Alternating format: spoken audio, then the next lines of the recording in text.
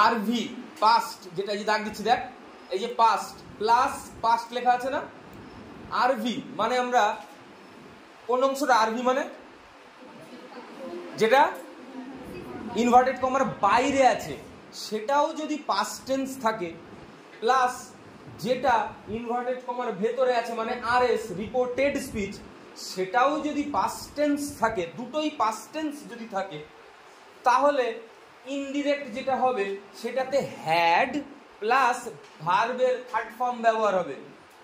Third form কোনটা? গো, went, গান, ইট, এট, eaten, win, on, on, যে থার্ড ফর্ম গুলো, হ্যাড প্লাস এই থার্ড ফর্মটা ব্যবহার থাকবে যখনই পাস্ট হবে। কোনটা কোনটা? আর ভি এবং আর এস যখন দুটোই পাস্ট হবে ইনডিরেক্ট সেন্টেন্সে, সেটা কি হবে? হ্যাড প্লাস ভি3 থাকবে। উদাহরণে গেলে এগুলো ক্লিয়ার হবে।